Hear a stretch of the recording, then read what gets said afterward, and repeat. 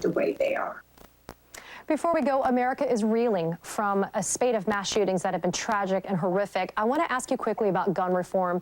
You have spoken out about keeping guns out of the hands of the people who shouldn't have access to them, and you have a personal stake in this issue as well. Can you share your thoughts quickly? Well, I mean, most people, many have heard now that my father was someone who shouldn't have had a gun.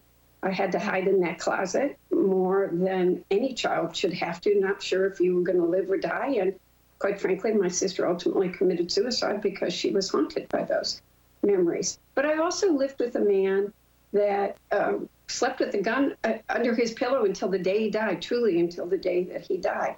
I've seen both sides. There are people that shouldn't have guns. We should not demonize the other side, because when we do, everybody goes to their corner, everybody points at each other. We need to come to the table and have, like John Cornyn is doing right now, and I hope something real comes from it, because I did the March for Lives like so many did yesterday, and these kids were crying. They're scared. They're tired of drills. They don't know where it's safe to go. That's not the way you should live in America, and it's not who we should want to be defined as in America. These mass shootings are only happening in our country. We need to solve the problem. Democratic Representative Debbie Dingell of Michigan, I appreciate your transparency, your candor, and your advocacy. Thank you so much for being here this morning. Thank you, Katie. Still to come, how a bipartisan group of senators is trying to fix the century-old election law that Donald Trump tried to exploit in order to cling to power after he lost the last presidential election. Plus, a tense situation in Idaho where 31 suspected white nationalists were arrested near an annual LGBTQ+ event, and officials say they had nefarious reasons for being there. But first, inflation pain. What can be done about the rising costs of literally everything? Next on a special second hour of The Katie Phang Show, right here on MSNBC.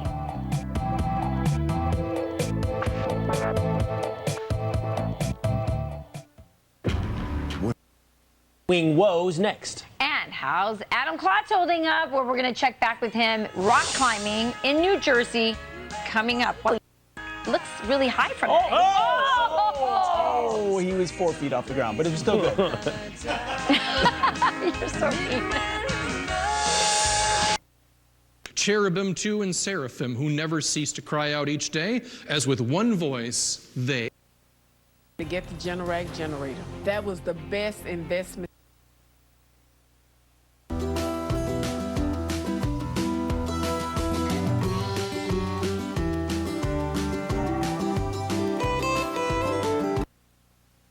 The Jesus in whom we have. British and Ukrainian officials say Russian bombers are using anti-ship missiles, and when used in ground attacks, they are highly inaccurate and can cause severe collateral damage and casualties.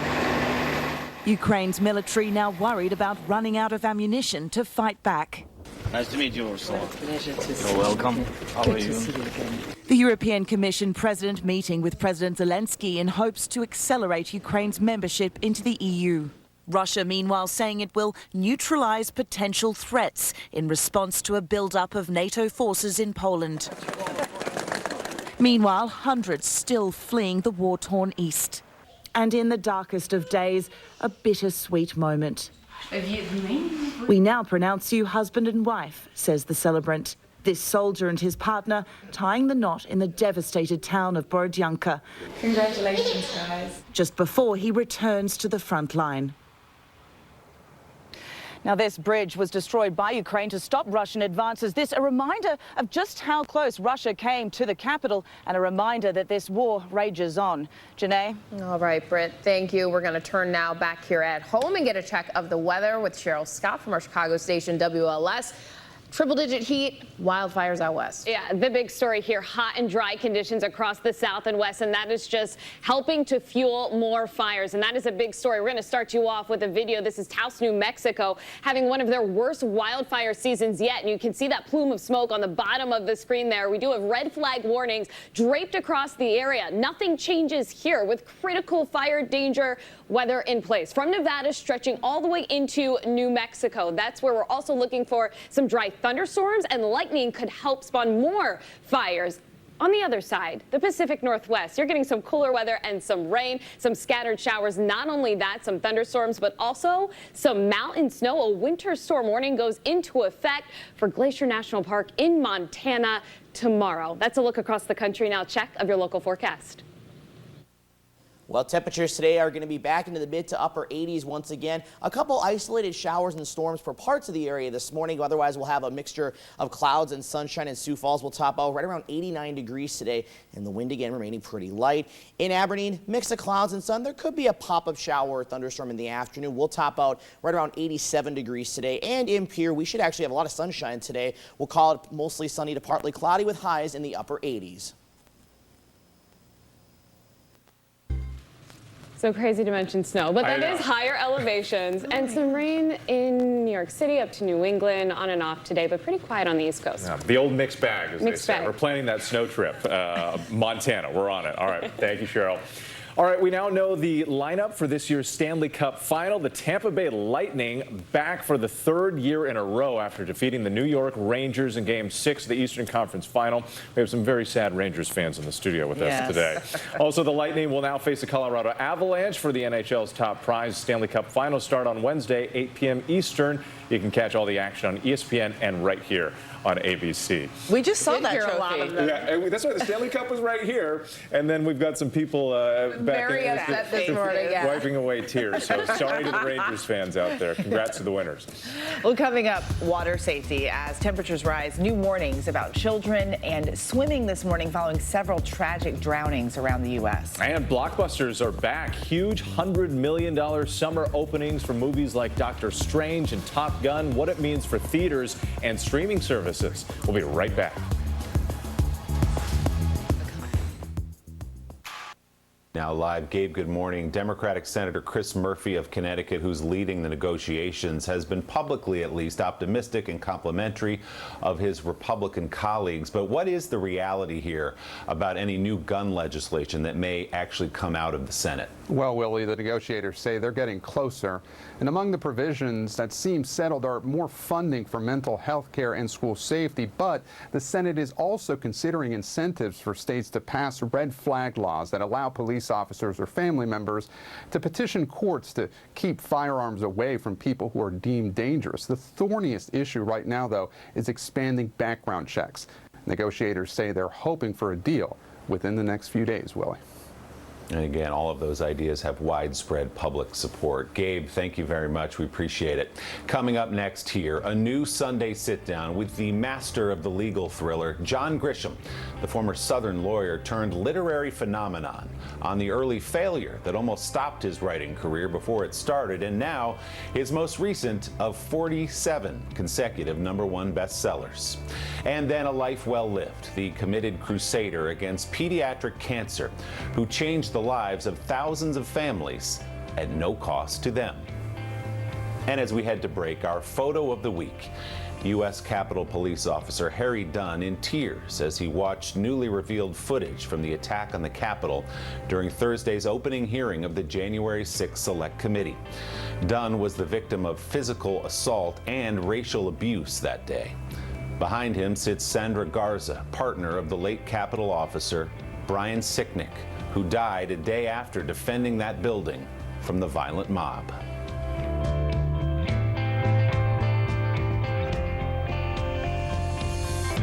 You're familiar. Having to get creative.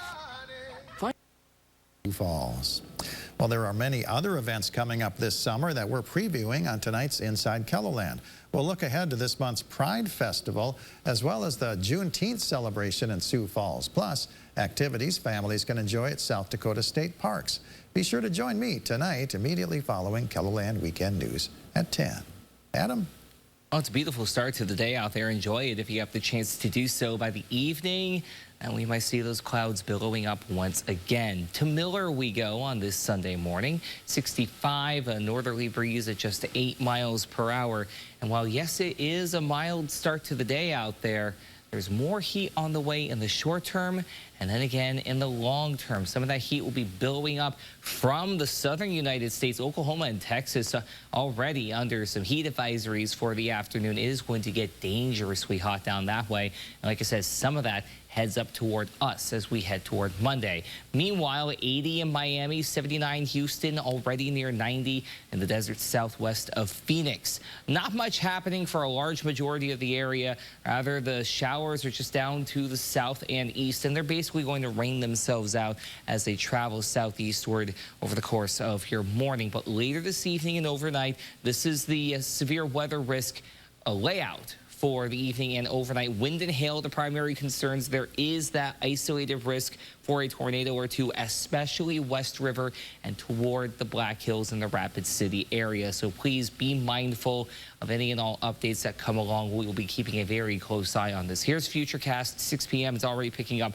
on some of those severe thunderstorms that will continue to move on through over the course of the first part of your night, and even beyond the midnight hour. We could see these thunderstorms continue to sustain themselves and move into northeastern KELO land before finally getting out of here early Monday morning. Speaking of Monday, a slight risk from Rapid City to Mulbridge, even up into Buffalo and Aberdeen, that we'll have to keep an eye on. Wind and hail, again, the main concerns. When you're the leader in disaster cleanup and restoration, how do you... Because with Miro, they could problem solve together. Not only highlight the differences, but also maybe get to some places where they agree. And it's kind of the way the Senate used to work, and that's the purpose of the project. Oh, Brett Baer making the Senate great again. If you can get him to agree, Brett, you're a magic worker. We'll see. We'll see. Can't wait to see what they might agree on. Coming up today, Fox News Sunday, you're hosting. Who will be with you? I've got Democratic Senator Chris Coons from Delaware, a close ally of President Biden. A lot of things to talk about with him, as well as Republican Governor Asa Hutchinson of the National Governors Association. Gun control, abortion, the threat on Brett Kavanaugh's life, as well as what's happening with the economy. A lot to talk about with both sides of the aisle today on Fox News Sunday. Absolutely no shortage of topics.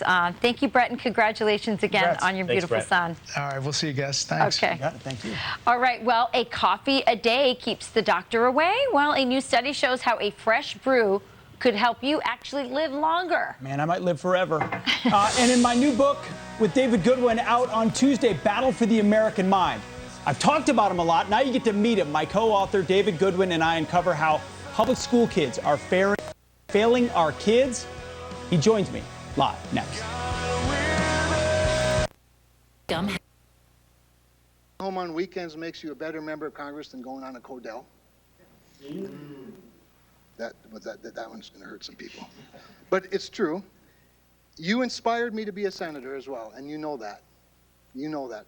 And the reason, and the way he did it, don't worry, it won't be as blunt as you put it, was because I asked him in 1993, Senator Graham, if such a celebrity from Texas as he is would ever run for the open seat vacated by Lloyd Benson, to which he said, I'm not a big enough, you know, to be a senator, but you have the potential.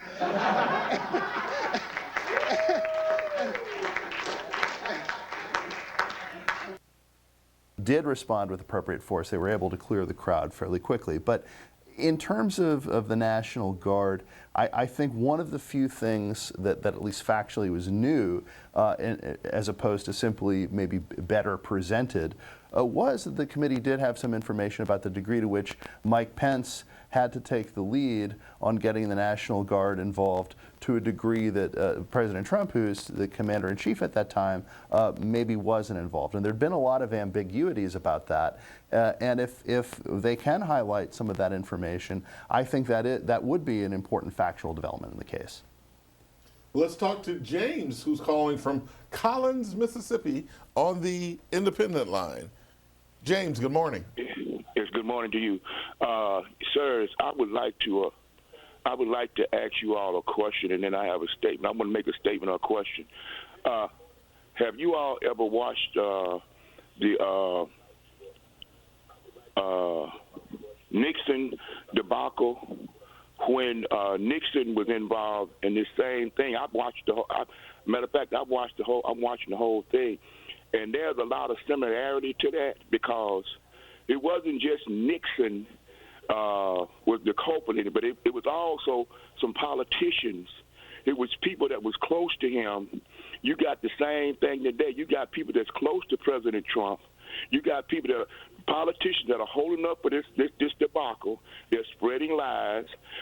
You saw it on Fox News. I watched Fox News. I had both channels on Fox News and on another channel.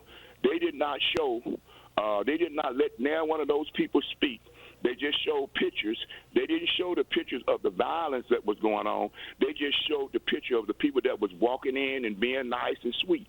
So not only that, you had the Attorney General Barr, you had his daughter, you had his son-in-law. You got other people coming that's Republicans that are saying that this was what it was. And now you're trying to say because they had a movie producer, a movie producer, or whatever it was, all these things only spelled one thing, sir. It's not Donald Trump. It's not President Trump alone.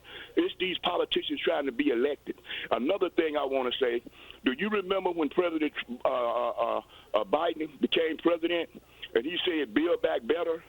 They denied that. They denied that Build Back Better money, and we had a Democrat, Joe Manchin, said that he didn't want that was too much money. It was too much, and all this kind of stuff. Now they're trying to blame this debacle of the economy on Biden. Go ahead and respond there, John. Sure, and appreciate the viewers' very close watching of the different sort of reactions to this hearing. Yeah, at some fundamental level, what that question gets to is a really important aspect of I think this hearing, this set of hearings. And Benny Thompson got to that point, Congressman Thompson, in his opening statement when he said that Donald Trump was at the head of a conspiracy to overturn the results of the 2020 election and to install Donald Trump as an illegitimate president for an additional 4 years.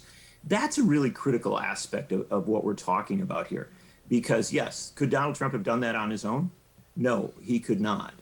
There were people who were supportive of his view of this big lie. Now, the question becomes, how much communication did Donald Trump have with people who were close to him and maybe perhaps another level, another bit more distant group of people as regards what happened on January 6th? And that's where you really get to that question of a conspiracy.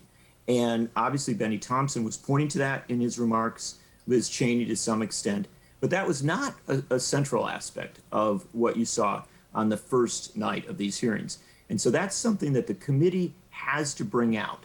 They have to make those connections in a much deeper way. And frankly, if they do, and I'm not sure that they will have that much trouble doing so, but if they do make those connections, if there's real clarity that Donald Trump was, from a very early stage, seeking to manipulate the process in a way that assured that he would remain in the presidency, despite the fact that the American people had voted to remove him. If that is the case, and it would appear, certainly to my view, that it is, then we are talking about a classic attempt by someone to derail not just American democracy, but American governance. And the more clarity that is brought to that question of the conspiracy, which the caller brings up, I think the more clarity we get in that regard, and frankly, the more that as a country we have to start to think about this process of transition, which really is, in the small d democracy standpoint, a sacred process. How do we protect it, and what steps do we make now to assure that we don't go through the same crisis on January 6, 2025? Jim. Well, in my view, Liz Cheney talked about a sophisticated 7-point plan for Donald Trump to remain in office, and I don't think the adjective sophisticated really applies. Now, I don't think there were very many people in the White House that endorsed the view that you could simply set aside the electoral votes in the states that were narrowly won by Joe Biden on the basis of various claims and seat an alternate group of electors. But there was one very important person in the White House who held that view, and that was Donald Trump. And so I think the question for me isn't so much whether there was a particularly serious effort on January 6th, the question for me is if Donald Trump is returned to the White House, I think he now has a better understanding that you have to have a lot of people seated in positions of government who agree with you. It's not like running the Trump organization. You're just the boss. You can put in whoever you want and what you say goes. Having subordinates who actually share your views of things in government matters quite a lot. And I don't think Trump understood that when he was elected, but I think he understands it now. So what kind of, do you have a lot more John Eastman, do you have a John Eastman type who is the White House counsel on January 6th in 2025. That I think makes a very big difference. A lot of the people who were advising Trump, who were inside the White House as opposed to outside activists and agitators, were telling Trump, constitutionally, you just can't do this. We may even agree with you about some of the irregularities and so forth in the various states. We may even credit some of your election claims, or we may tell you that we do so you don't get angry at us. But you know, we can't do this constitutionally. I mean, Trump isn't the first person in the 21st century to lose an election but kind of privately believe that they won it. But Trump certainly pushed it further, and he had supporters who were willing to push it further than anybody ever had in our history. Well, House Republican Whip Steve Scalise reacted to the January 6th committee hearings on Fox News, and I want you to hear what he said, and I want to hear if you two gentlemen agree with him. Here's Steve Scalise. Clearly, we all know what happened. They, you know, whatever her reason was, I think most Americans are just sick and tired of the politicization that you're seeing by the Democrats to try to change the subject. They know what American people are angry about. American people are angry about what Joe Biden and Nancy Pelosi and their far-left socialist agenda have done to people, and they wish Congress was addressing those things, not this Hollywood production, not an attempt to take away your guns. It just seems like over and over again, they think they can blame Putin, they can blame anybody else. The American people are smarter than that. They've figured out who's the cause of the pain their families and our families are suffering, and they want a change of direction, as Speaker Gingrich just talked about. You know, what's coming in November is something they're scared to death of because they only want power. They still want to shut down cities. They still want to defund the police. They still want to do the things that the American people are tired of, and the American people are going to have the final say on November 8th. Jim, is Steve Scalise right? Are the American people, are their minds made up? Are they ready to talk about other things than January 6th? I do think that these other issues are going to be a much larger priority in the midterm elections. And I think that you have Republican voters are very motivated to turn out. I think independents have swung very hard against this administration and the current majorities in Congress. And I think rank and file Democratic voters are kind of demoralized. I mean, the Democrats are perceived to have unified control of the elected branches of the federal government. Really, that control is fairly nominal because the majorities are so narrow, and in the Senate, they're so reliant on the most conservative members of their caucus to get anything done. So for a lot of Democrats, these majorities haven't accomplished very much. For a lot of Republicans and independents, the handful of things that they have been able to do are not to their satisfaction. Midterm elections, historically speaking, have not been very good for the party that holds the White House, particularly the first midterm election. There's very little data that suggests that this one is going to be any different. So, you know, does that mean you don't talk about January 6th at all? I don't know that it necessarily does. But in terms of how much January 6th and how much relitigating Donald Trump and ultra-MAGA candidates, it's understandable that that would be a big part of the Democratic counterargument in these midterm elections. I just don't think this year it's going to work. Maybe 2024 will be different because it'll be a little harder to avoid some of these questions if Donald Trump is again on the ballot or somebody who is positioning themselves as an admirer of Donald Trump. But I think if you look at Virginia and you look at some other recent races, if that dog didn't hunt in those types of states, hard to see that it will in some of the ground that the midterm elections are really going to be contested on. John. Listening to Steve Scalise to learn that there might be politicization of something going on Capitol Hill. Obviously, there's politics all around. And there's certainly politics around this committee. There's politics around the people who criticize this committee.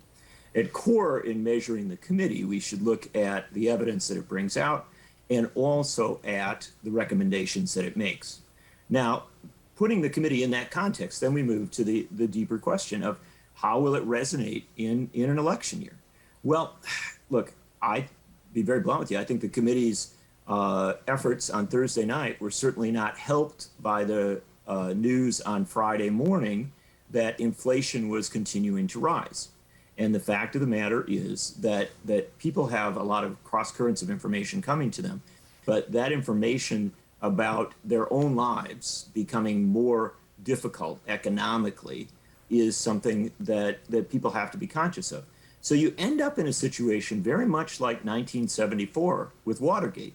And if you'll recall that in 1974 with Watergate, you had everything with Nixon, but you also had all sorts of economic challenges, including inflation and a host of other issues that were in play.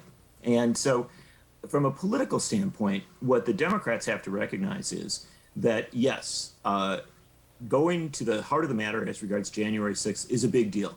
I mean, the fact is, again, looking at just the core information and recommendations of the committee, that matters because in this country, if there was an attempted coup, you need to identify it, the players in it, and you need to take the actions to assure that that doesn't happen again.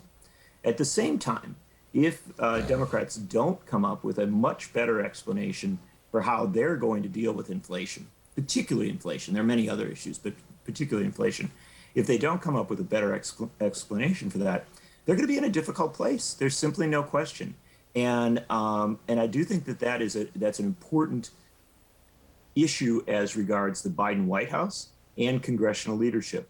They can and should focus on January 6th, but if they exclusively or overwhelmingly focus on that and on disliking Donald Trump and a host of other issues related to it, they are not going to be speaking as well as they must in a midterm election year to the great mass of Americans who really are feeling the pain of inflation. Let's give a the perspective. I don't want to know all the answers. I like having mystery. You know, it's okay. It makes life much more enjoyable, kind of exciting. Hey, tonight's new episode is called What Lies Beneath, and we'll unlock secrets from Vietnam all the way to Mexico. Here's a preview of what you'll see. Deep beneath the Earth's surface, lava fountains were jetting up to 300 feet tall. Lie forces that can destroy. And I remember thinking, this is how I'm gonna die. And protect. It shields us from high-energy particles from the cosmos and the sun. They give birth to breathtaking beauty. It's just absolutely surreal. There's an actual jungle growing underground. And mysterious liquid cathedrals. Was it used as a graveyard, or is it actually sacrifices? Where a cataclysmic event it would have impacted with an energy 100 billion times the energy of the most powerful thermonuclear device. Has fatal consequences. Anything within probably thousands of kilometers radius was dead. What dark secrets does our planet hide? How can explorers from the surface learn what lies beneath?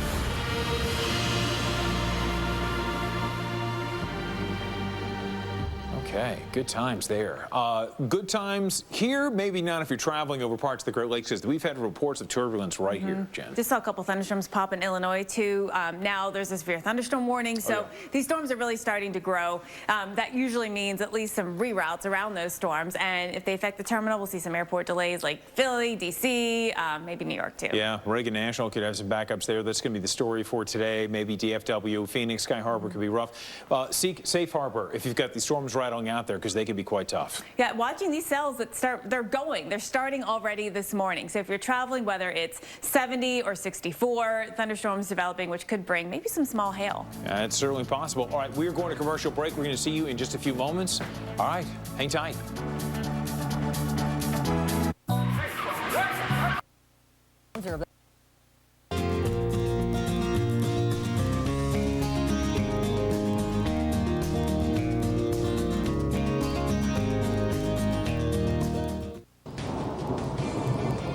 When storms strike, when seconds count, turn to the team you trust. KELO Land Live Doppler HD. See when storms will develop. Track approaching weather down to the minute. Using the only live, real-time radar. Only one weather team delivers season after season. KELO Land Live Doppler HD. The new generation of storm tracking.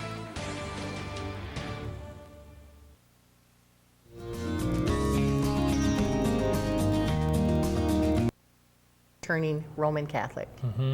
Yeah. Okay. When I see it. When Washington liberals and soon became a beacon for Florida families who could not afford the exorbitant expense of caring for a child with cancer.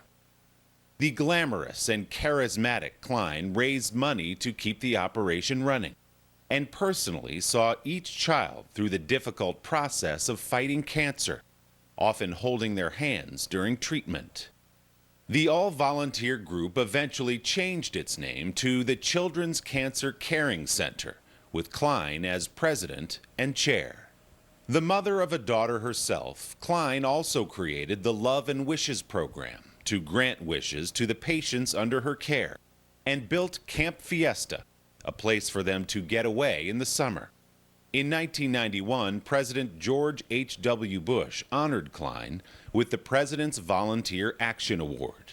In all of her decades of relentless work, Klein never took a salary, saying her reward was watching children with cancer survive and grow up to have lives and families of their own. Lee Klein, who improved the lives of thousands of children over a half-century dedicated to them, died late last month in Aventura, Florida. Her age always was a closely guarded secret. With his City Custom Cash Card, Dan earns cash back that automatically adjusts to where his spending is trending. Just ask stepping outside his comfort zone, Dan. I don't know where the hole for this is. Or fourth time streaming that period drama, Dan? You just made me miss your best line, so now I'm gonna have to start it again. Even insisted he didn't need directions, Dan. Okay, I'm not lost, I'm exploring. That said, do you know where I am? Earn 5% cash back in your top eligible spend category up to $500 spent each billing cycle with the City Custom Cash Card. Thank you for taking care of Lorenzo.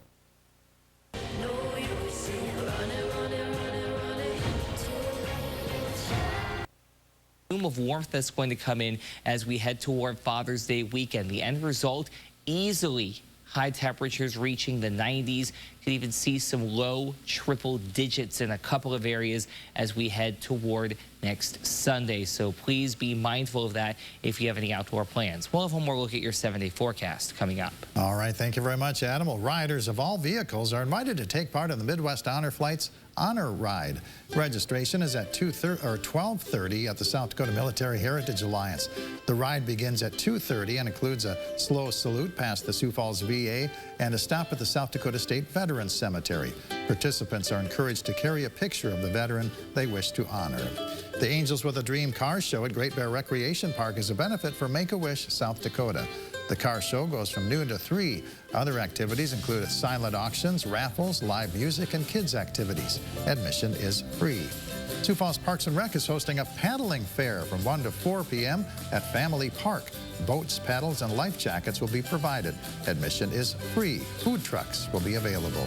The Sioux Empire Ford Club is hosting an all-Ford car show at the Sioux Falls Ford Lincoln dealership on West 26th Street. Setup, it goes from 9 to 11. Judging is at 11. The show runs from 11:30 to 3:30. The awards presentation is at 3 o'clock. Goodhurst State Park's Summer Concert Series features a performance by Jim Groth. The music begins at 4 o'clock. The concert is free to attend, but a park entrance license is required for vehicles. Harrisburg Days wrap up with a Lions Club pancake feed at Liberty Elementary at 8 a.m. That's followed by a kids fishing derby at Lake Ole from 1 to 3. The Cross Threads Fiber Guild is hosting Fiber Fun at the Old Courthouse Museum. People who enjoy knitting, crocheting, and needlework can stop by and work on projects and enjoy the company of others from 1 to 4 p.m. Sculpture Walk features 67 sculptures on display in downtown Sioux Falls and the Cathedral District. 10 artists new to Sculpture Walk have works on display this year. Cool off during this warm weekend at your neighborhood pool. The City of Sioux Falls outdoor pools located at Drake Springs, Frank Olson, Keene, Laurel Oak, Terrace, McKinnon, and Pioneer Parks are open from 1 to 8 p.m. Movies playing at the Historic State Theater in downtown Sioux Falls include Sing 2, rated PG, Walk the Line, rated PG-13, and Blade Runner, rated R. Movies playing at the Wells Fargo Cinedome and the Washington Pavilion include Dinosaurs of Antarctica, Superpower Dogs, and Backyard Wilderness. New in theaters this weekend, Jurassic World Dominion, rated PG-13. And enjoy a night of sprint car races at Huset's Speedway in Brandon. Gates open at 4:30, hot laps are at 7, the races start at 8. Admission is $20 for adults, $10 for children, and free for ages 12 and under. Find out about other events taking place today and the rest of this week by going to our events calendar at KELOland.com. Meteorologist Adam Rutt has a final check on your forecast when we come back. The exclusive rebukes Ivanka, and to the New York Times, Trump hits back at his daughter's account. Trump's irritation is all this.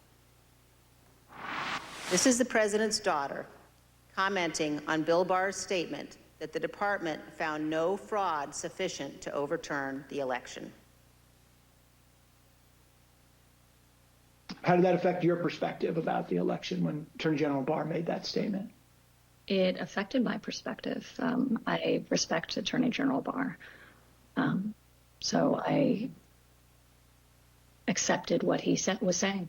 Now, I have to say, Gabby, that Jared's deposition is certainly one of the more interesting parts of it as well, so we'll get a little bit more of that. But Trump is responding. What is going on behind the scenes in his head when it relates to his family and how they participated here? Well, my sources in Trump world said that he was slightly caught off guard that this video testimony did appear during the hearing last Thursday. And like you said, there's an expectation that he didn't expect that we would see Ivanka? He did not. Even though he told her that she could testify? That is correct. He knew that they had testified. He knew that there was a chance that that testimony would be read, but to see her on screen is a different story, and that was slightly jarring for the former president.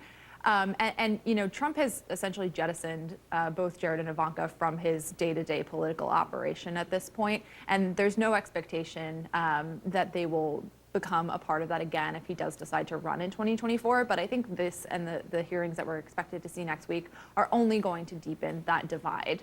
They are so far removed from his political operation at this point. And, you know, in his response, saying that Ivanka was essentially checked out in the final days of his administration, that rings true today as well. He is arguably closest to Ivanka, right, of his children. I mean, do you think that's still the case? I think he consults her daily and talks to her about a lot of things, but she's not involved in sort of the nitty-gritty political decisions that he is making like other members of his family. Don Jr. has really taken the place of sort of being that political advisor in the family. I do want to play this Jared Kushner testimony. Take a listen. Jared, are you aware of instances where Pat Cipollone threatened to resign? I kind of, like I said, my interest at that time was on trying to get as many pardons done. And I know that, you know, he was always, him and the team were always saying, oh, we're going to resign. We're not going to be here if this happens, if that happens. So I kind of took it up to just be whining, to be honest with you. A lot to say about that, but Jared and Ivanka doing a lot of damage control, claiming that even before the election results were final, they wanted to get out of town and go to Miami, and yet on January 6th, they were both still there. Right. A couple things from these taped testimonies. For one, as you just noted, we know both through Ivanka's statement as well as what my colleague Peter Baker reported just after the election that they were ready to leave. They were ready to go to Miami. They knew or had an awareness that the election was legitimate. But that is not, I mean, it doesn't line up with the facts, and Right. it also is just not believable as well. Right. No, absolutely. And at this point, you know, from hearing Jared just now, you also hear that it was almost a norm at this point. They had heard that White House officials, that lawyers for DOJ and White House were at that point saying, threatening to resign at times. They were uncomfortable with what was being planned at that point. But the takeaway should be, especially from Jared's comment at this point, was not only did they know at this point some of the false claims that some of Trump's efforts to overturn the election, but they were doing little to actually do something about it. They were doing nothing. They knew he had lost. They knew the election was over. They were trying to wrap up their business and get out. And set up business deals going forward as Jared was pivoting to his post-White House life. We'll have more to talk about on this because we'll see a lot more of Jared and Ivanka in the coming days, I imagine. But that is it for us here on Inside Politics Sunday. Coming up next on CNN, State of the Union with Jake Tapper and Dana Bash. And Dana is in the chair this morning. She'll talk to Congressman Jamie Raskin and Congresswoman Alexandria Ocasio-Cortez. And tonight on CNN, what made John Dean decide to testify against Richard Nixon? The Watergate scandal heats up when CNN original series Watergate: Blueprint for a Scandal continues tonight at 9 p.m. Eastern Time. And thank you again for sharing your Sunday morning with us. Have a great rest of your day. Can Dove stop 98%? I feel like put on really good dress. Your skin is full of light. Ever in the U.S., look for the More Fun Stuff version to hit theaters over Labor Day weekend. Isn't that an interesting title? The More Fun Stuff. Yeah, I'm the Tobey Maguire generation of Spider-Man. You guys don't know. I don't know. You guys don't. Never mind. What over here is with the secrets? I was just. Yeah. I was trying to find some goobers. Place my order. Thanks, Faith. And thank you for watching ABC News. We're always online at GoodMorningAmerica.com. We'll have much more later this morning on This Week. You are a goober. Take America's #1 news with you anywhere you go, anytime, free. The ABC News app, 24/7, there for you. Download the ABC News app now. Today, the primetime hearings and the bombshells from January 6th, plus lawmakers. This is Dakota News Now. Good morning, I'm Cordell Wright. Let's take a look at some local headlines. The entrance to Falls Park yesterday lined with over 200 flags as it turned into a gateway for a celebration of diversity in Sioux Falls. The 25th Annual Festival of Cultures kicked off with the proclamation from the mayor at noon, followed by a series of unique performances highlighting a variety of cultural traditions and customs. Guests also got to sample food from just about everywhere as food trucks served Greek, Polynesian, and Liberian cuisine, just to name a few. The 11th annual Step Forward to Prevent Suicide Walk took place in Sioux Falls Saturday. Around 60 teams and a total of 400 walkers came together in downtown to help bring awareness to suicide and prevention services. The money that participants raise will stay in the state and assist in funding the Helpline Center's suicide and crisis programs. An 11th annual car show will take place out at Great Bear Ski Valley today, raising funds for a good cause. And coming up this morning on KDLT, we'll chat with the founder of the event, who will explain how it raises money for Make-A-Wish South Dakota. Austin?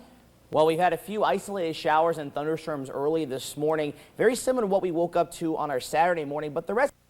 This is so cool. We send out emails periodically and people pray for us. So, yes, I have a concern here, and I was listening to the previous guests on the program, tried to call in then. But my concern is, first of all, I would like to say this is not a Republican Party anymore. It is a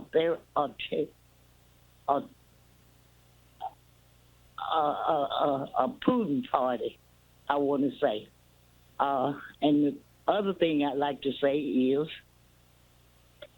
the American people, that the all-white nation, where does the people of color fit into this narrative?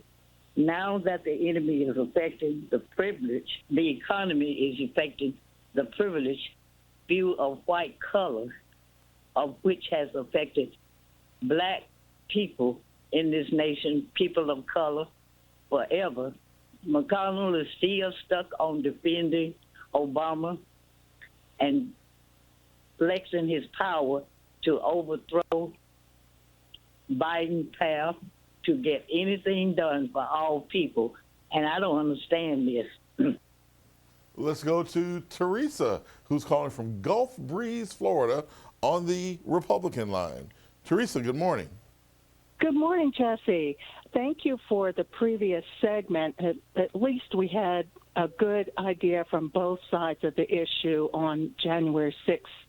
The committee made one big mistake when they didn't have any opposition. You have to have, if you want a fair hearing, you must have both sides. So they eliminated that right off the bat. I mean, I watched it, but they needed both sides.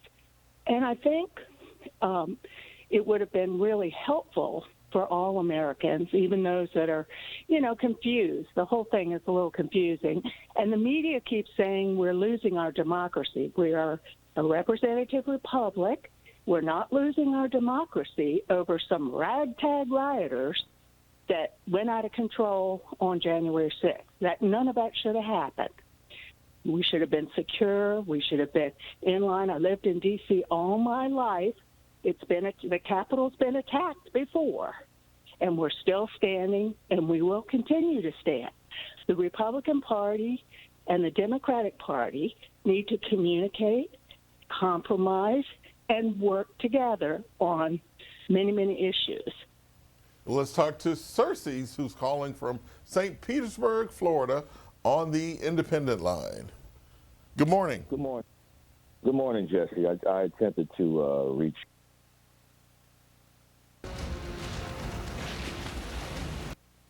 I'm just going to come right out and say there is nothing cuter than little boys in Little League, right? In their little uniforms. They get the pants on and the socks. Yeah, they're so cute, and they're so excited to wear their uniforms, and it's just so cute. We got smoothies to show us. I shall resign the presidency effective at noon tomorrow. 50 years later, we all know the Watergate story, right? Well, maybe not. Watergate is an event we, I think, pretty profoundly misunderstand. The adage that the cover-up is always worse than the crime, I think actually turns out not to be true in Watergate. Watergate. There's more to the story coming up on Sunday morning. The story of the American West is another oft-told. Buster-proof 60 votes. Here's what sources involved tell us the plan includes. Funding to incentivize states to implement, quote, red flag laws, expanding a 10-state pilot program on mental health to all 50 states, allowing juvenile records to be searched during background checks for those under 21, strengthening the background check system, and increasing funding for school security.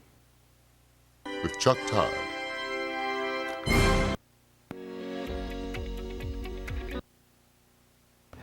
The challenges facing the nation hitting the White House hard as President Biden struggles to push his agenda midway through the primary season. In a moment, we will speak with Democratic Senator Chris Coons about his party's struggles. But first, let's turn to Lucas Tomlinson live at the White House for a look at how the Biden administration is responding. Lucas. Brett, President Biden wants to make gun control a central issue in the upcoming midterm elections. Protesters across the country want action now.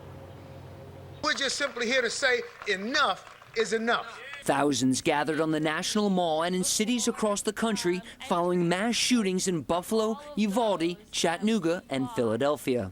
So far, no agreement has been reached on Capitol Hill for new gun control legislation. We're still mildly optimistic. Also unfinished, a final bill of protections for Supreme Court justices and their families. House Speaker Nancy Pelosi under new pressure to pass the measure after an armed man was arrested for saying he wanted to kill Associate Justice Brett Kavanaugh. There will be a bill, but nobody is in danger over the weekend because of our not having a bill.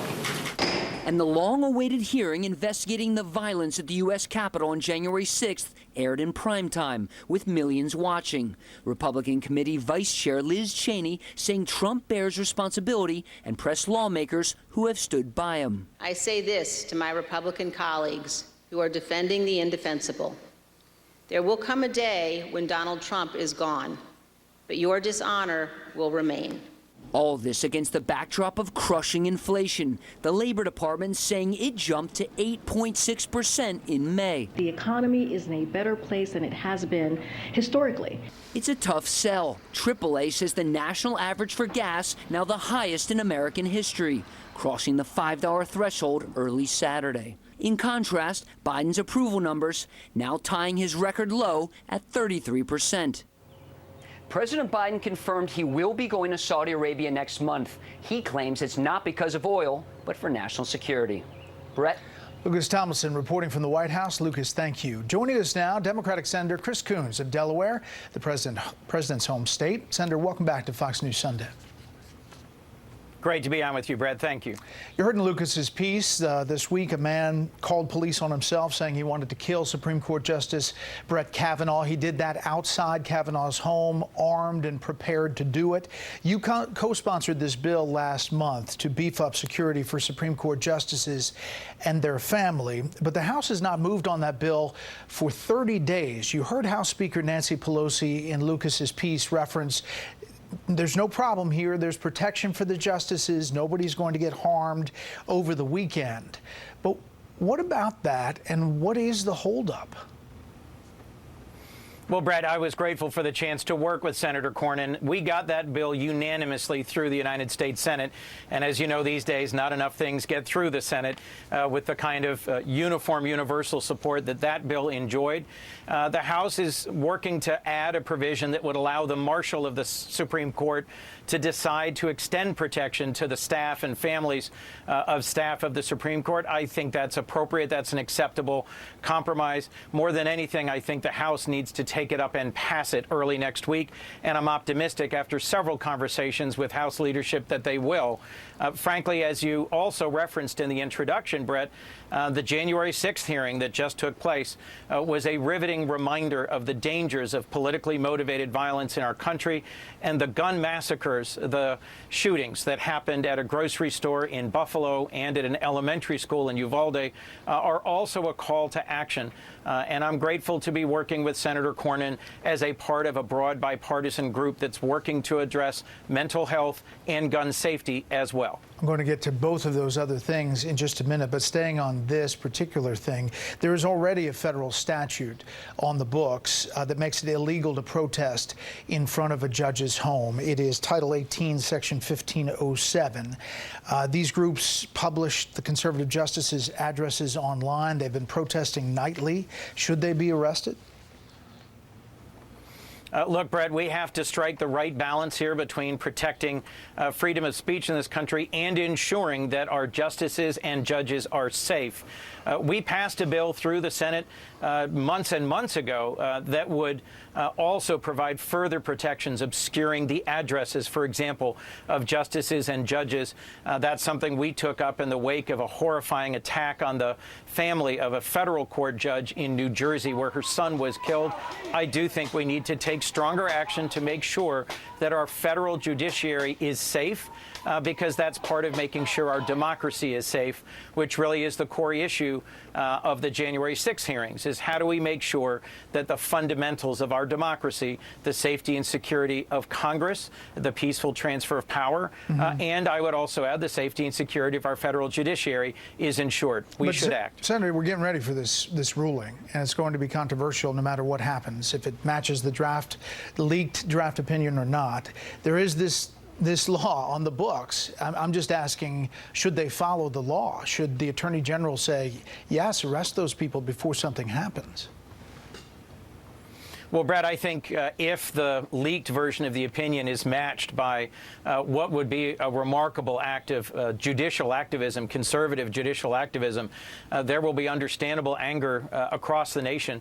As an elected official, I've certainly had protests out front of my house. Many of us have who serve in Congress or in other elected offices.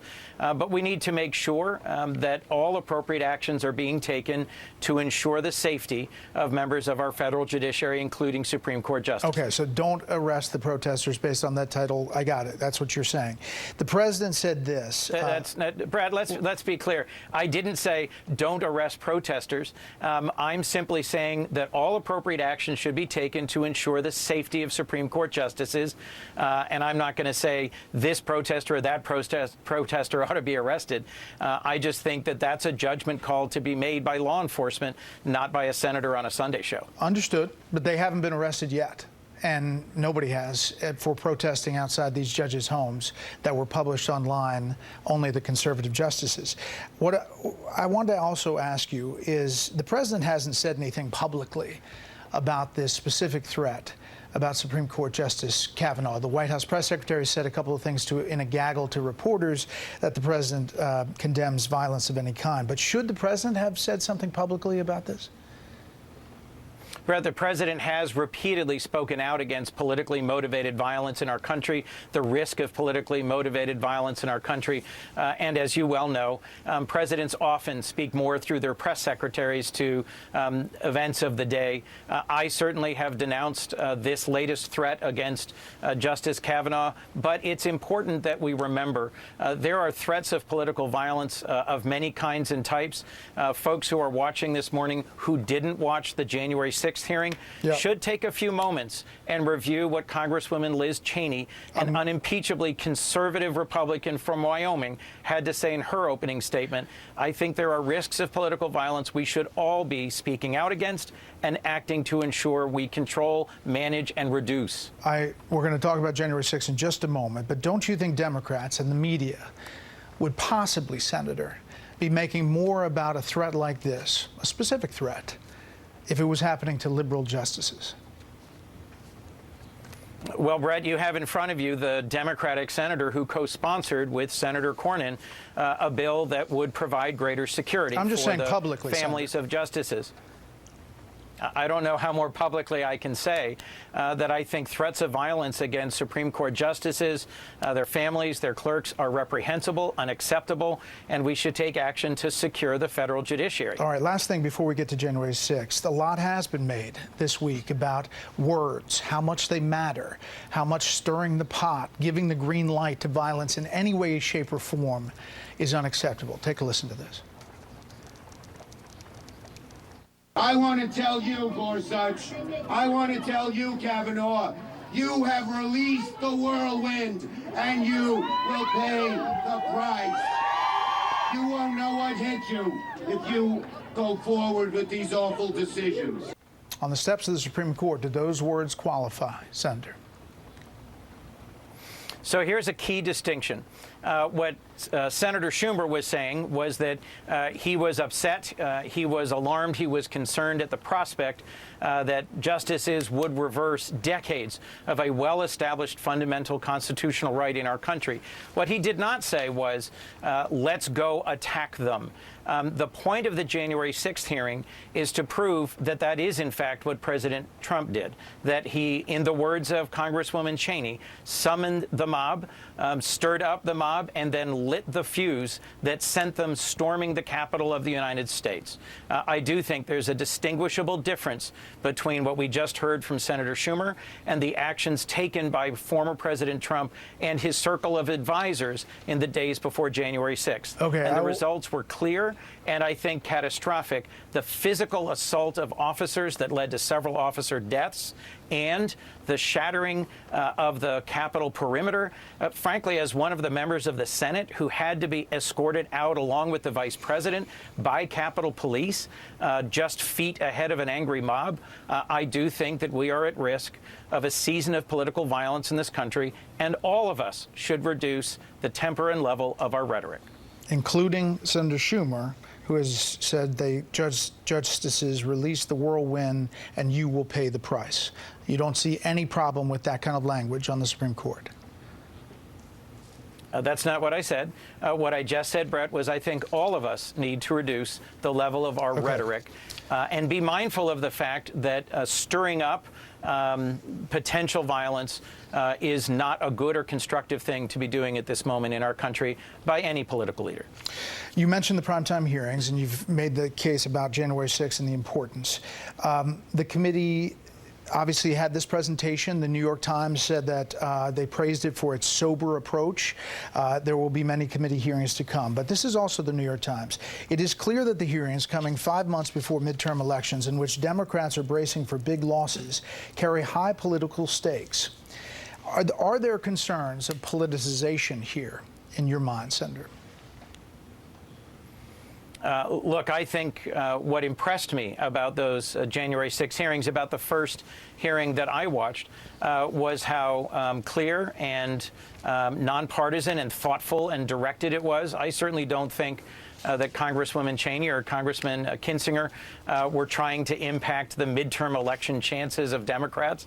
I think the point here has been to take a hard and clear-eyed look at what happened on January 6th and new evidence that they've uncovered about the role of the former president's close advisors in how they shaped the events that led to that really critical moment in our modern American history. We've never had our Capitol stormed by Americans. We've never had an attempt through an insurrection, through a riot, to try and interrupt the peaceful transfer of power.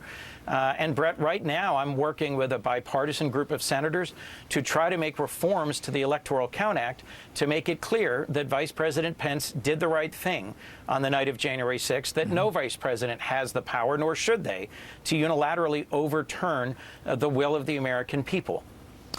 Speaking of the New York Times, the paper also had a detailed piece this weekend entitled, "Should Biden Run in 2024? Democratic Whispers of No Start to Rise," in which the paper states they have interviews of dozens of Democratic officials and members of Congress who backed Biden in 2020, quote, "reveal a party alarmed about Republicans' rising strength and the extraordinarily pessimistic about an immediate path forward." One DNC committee member is actually quoted as saying Mr. Biden should announce his intent not to seek re-election in 24 right after the midterms. You're a close ally. Is President Biden running in 24, and should he? Yes, he is. And I'll tell you, Brett, it is my understanding. Let me be clear. I'm not speaking on his behalf or announcing a candidacy. I'm just saying that as of now, it's my understanding that the president intends to seek a second term, and I understand why. His leadership on the world stage has been impressive. He's just returned from a successful Summit of the Americas. He's pulled together 4 critical partners in the Indo-Pacific in a new organization called the Quad, a new partnership with allies.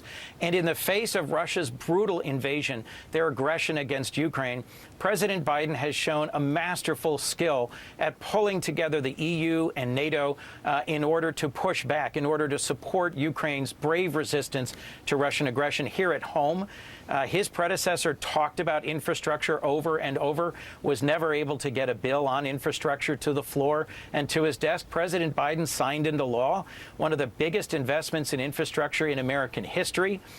And President Biden and Democrats in the Senate have a plan for how to reduce prescription drug prices, how to tackle health care costs that I remain optimistic we will get done. The deficit's coming down. He's got clear plans for how to tackle inflation, and he's helping lead the United States to a position of strength on the world stage. I can understand why he might think running for re-election is a good idea. Okay.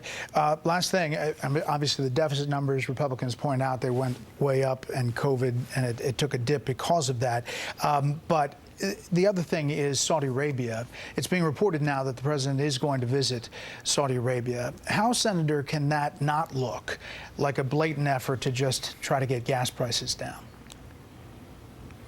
Well, the president is going to the GCC. This is a summit that's being hosted by the Saudi Kingdom that will allow him a chance at one time in one place to meet with a whole range of heads of state from the Persian Gulf, from the Middle East. The president, as you know, has decades of experience in foreign policy, and I trust his firm hand, his leadership in this moment.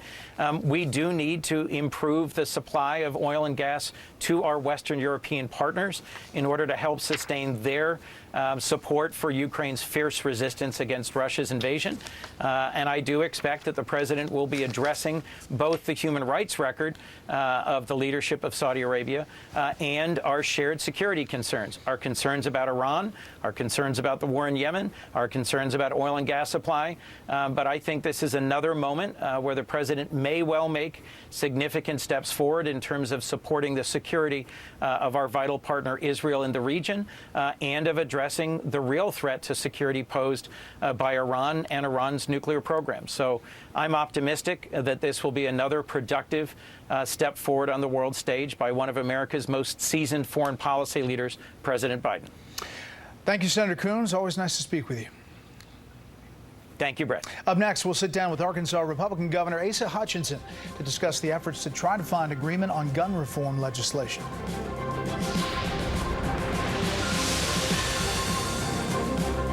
Think he's posting about all that ancient Rome? Icy Hot Pro. status of the criminal charges is they were arrested as a member of Patriot Group in the back of a U-Haul at this Pride event. And you talked about them being unmasked, Scooby-Doo style. I do know that they wear uniforms and masks and use code names and private messaging channels. Anonymity is key to their success. Their founder even said, quote, "The enemy cannot attack you if they do not know who you are." But of course, plot twist now, they've been arrested. So what implications could this have for the group and other white nationalists? Yeah, I mean, anytime you have law enforcement involved in some sort of, in some sort of bust like this, right, people start turning on each other. So I think that that's something that we could see potentially very quickly. Some people are going to want to escape potential charges, even though these are relatively low-level local charges at the time, for the time being. That's something that, could be beneficial to law enforcement officials in the future. Perhaps someone ends up cooperating, providing records that show future criminal activity. But Patriot Front has been infiltrated in the past in terms of getting their information hacked. There's been a lot of data that's come out about individuals who are associated with it. There's been information going into great detail about their fitness routines and their weight and different meal plans that they had going. So some of this information has come out before, and some individuals have been identified. But just having sort of that network and shattering that anonymity, I think, is a big development that, of course, really goes to the core of this group and sort of guts, their potential going forward. If you shatter that anonymity, if your name is going to be associated with this hateful group forever.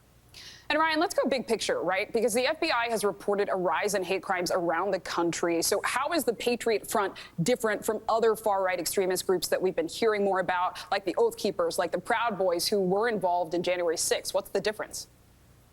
Yeah, I mean, this is a pretty explicitly white supremacist organization, and it's pretty fair to call them neo-Nazis. I don't think there's, some of these other groups obviously would differ with that. I don't think this group actually combats that, right? Like, they're not disputing the fact that they're a white nationalist, they're a white supremacist organization. And I think that's really what makes them stand out. They're really, really radical and extreme, and anonymity is a major component of that. And I think it skews a lot younger, if you just look at those photos, than a lot of these other groups. The Oath Keepers, it's an older demographic, largely. It's a lot of retired law enforcement officials, former members of the military, but these are young guys when you talk about some of these Patriot Front members. And I think that's also just a component that makes this really scary, because it's not something that's, fading away generationally. This is an extremist white supremacist group that is really young. It skews pretty young. So I think that that's what is really, one thing that makes them stand out from these other organizations. Right, a young group to watch out for in these years to come. NBC's Ryan Riley, thank you. And this morning, weeks after the elementary school mass shooting, we are still learning new conflicting details about the police response to the Uvalde massacre. A live report is next on a special edition of MSNBC Reports. Plus, we'll talk to the congressman behind one of the few gun reform efforts in Congress that looks like it might have a chance of becoming law. Stay tuned.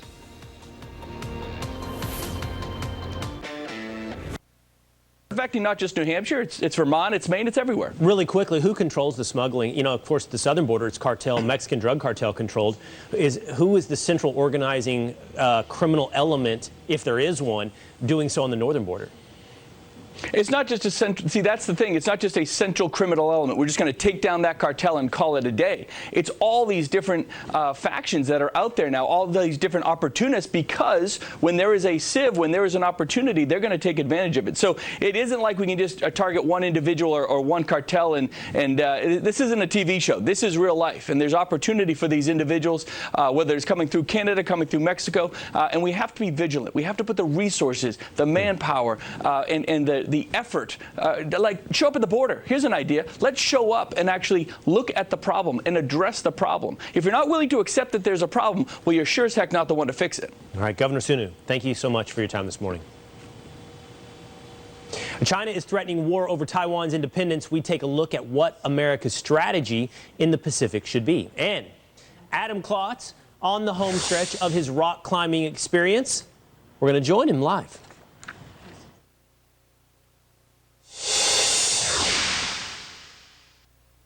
To change with this legislation that is named in Sergeant First Class Heath Robinson's honor. How prevalent are these toxic exposures among your members? They're basically everywhere. If you deployed to Iraq and Afghanistan, you couldn't basically avoid a burn pit, because you landed on one of these major bases. Even if you were then forward deployed, well, one, you probably had a smaller burn pit at your forward deployed operation, but no matter what, you were probably spending some amount of time on these large installations where massive burn pits were used around the clock. So really, and in fact, this was in testimony by a VA official several months ago who was asked that same question, and her response was basically everybody. Everybody who deployed to Iraq and Afghanistan and other countries, it's not just limited to there, but that's where the worst cases were used. Basically, everybody was exposed to some extent. The question is just how much exposure they got, what was being burned at the time they were there, how much exposure they had, and whether or not their body was able to process it, or like too many, you come home and come down with an illness and sadly and tragically are dying from those.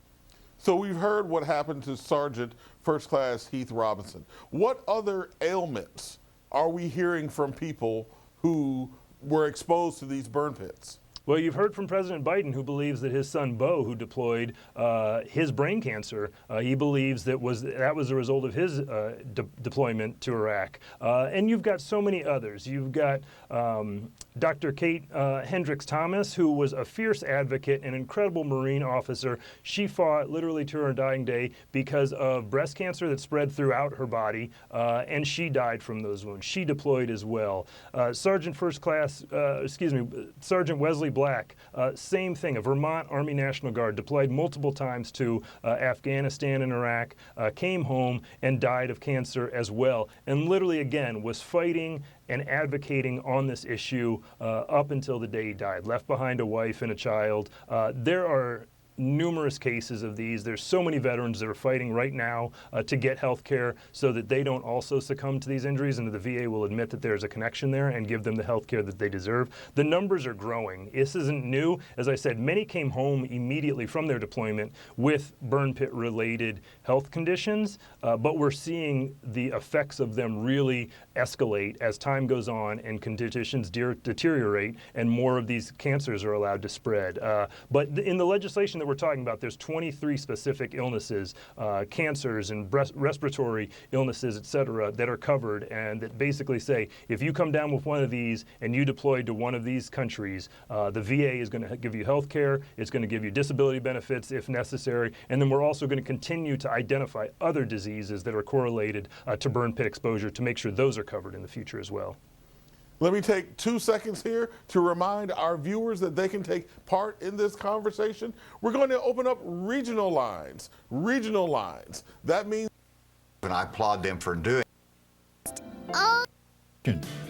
This means... On the other hand, I think the optics of having a producer, everything on teleprompter, it looks so staged.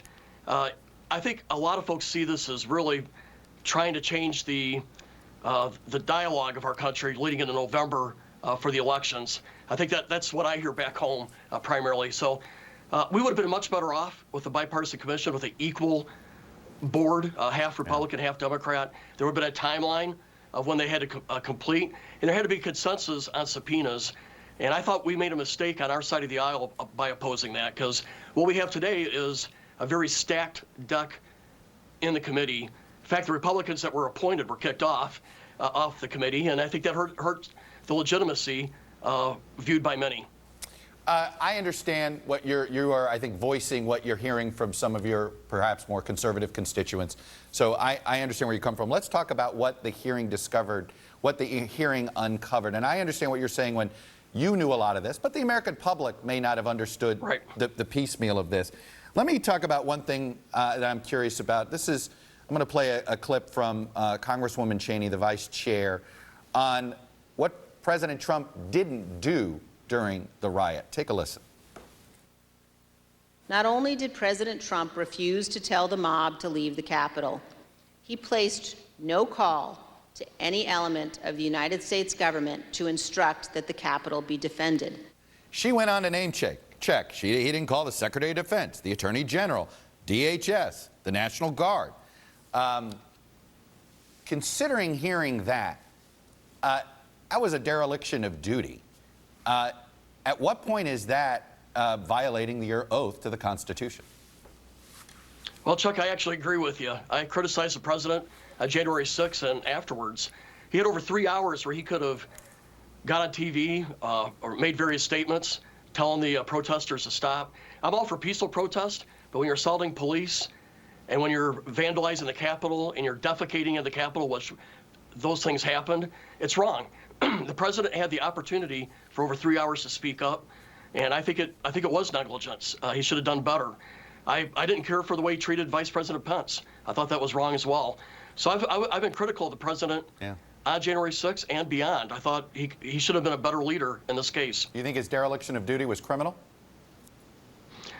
You know, whether it's criminal or not, I'm not a lawyer or judge. I thought it was wrong. And as a citizen, and I think, you know, the American people have to judge this themselves, whether it's, you know, charging someone for a crime or not, but we have to judge it just from a political standpoint.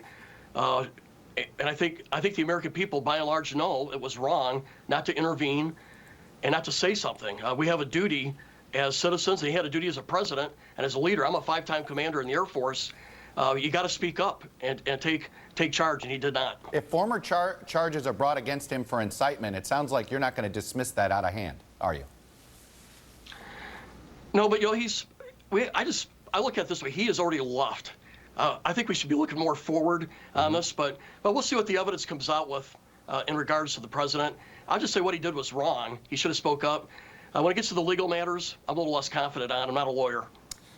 You talk about you want to look forward, but he's going to, if he's a candidate in 2024, is he fit to be president? Well, first of all, we got the November elections. I put my primary focus on there. I do think we need a new majority to serve as a check and balance. I think the American people right now look at this.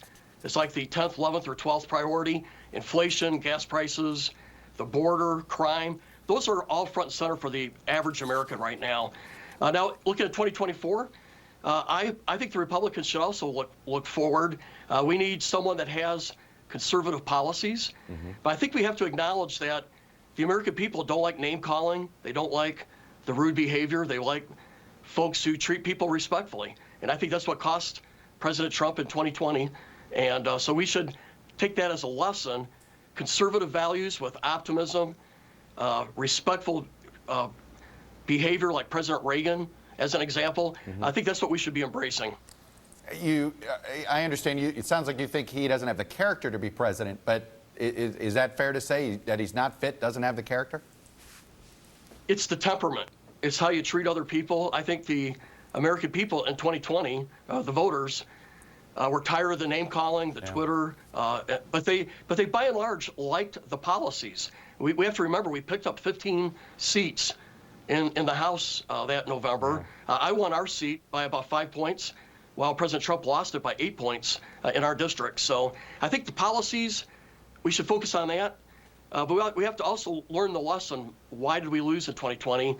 It was the comportment and the temperament. And yes, a democracy respects elections. And our president should have respected the conclusion, particularly when all the court cases were figured out. Can you imagine ever casting a vote for him yourself again?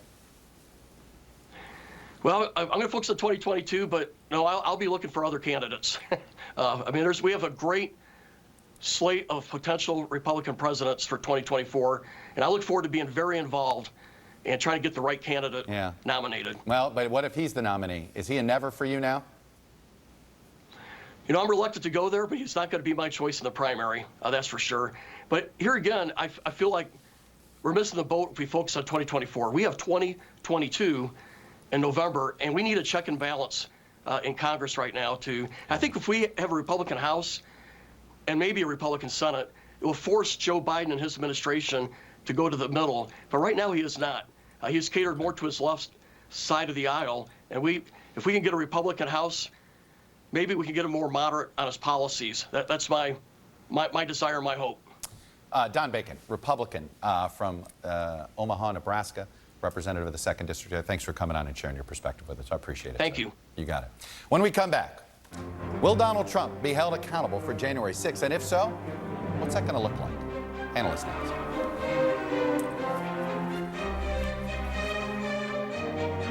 Meet the Press is brought to you by Charles Schwab. Own your tomorrow. Thanks. just dismiss it offhand. And certainly there was some very, very powerful testimony yesterday. Do you regret voting against Pennsylvania? No, because unfortunately those two states did violate the Constitution by overturning election law without going through the legislative process, which is a violation of the Constitution.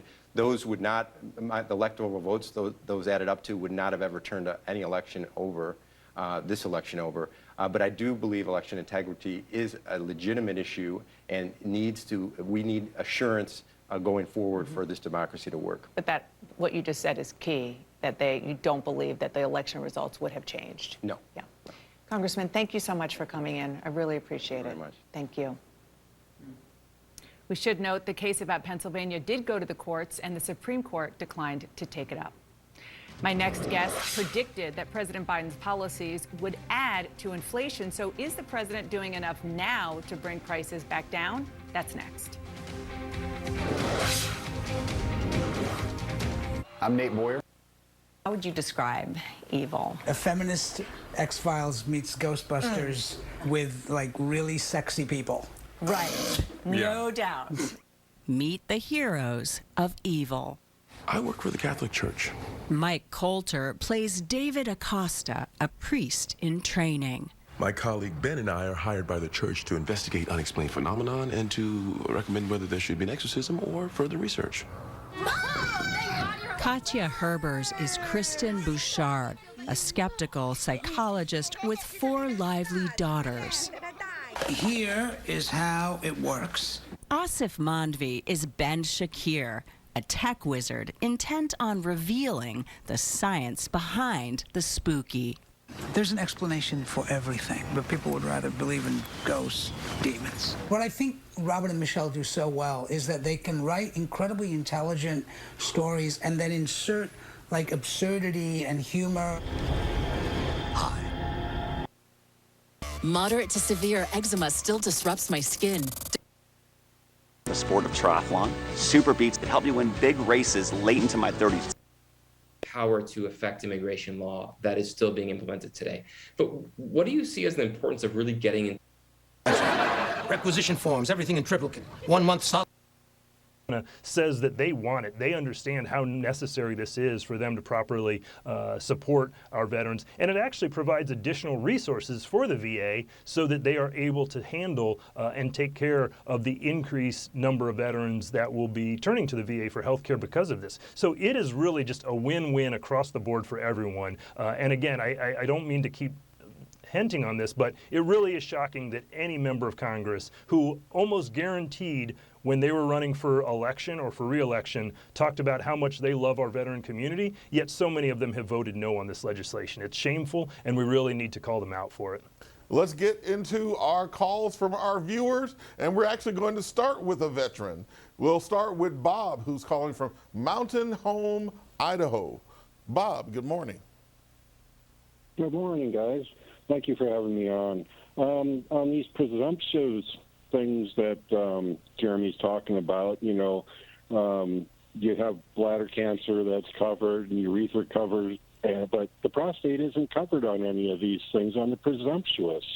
But if a female gets a hysterectomy, she's 100%, or will they give her 50% disability for that? What is your opinion on that?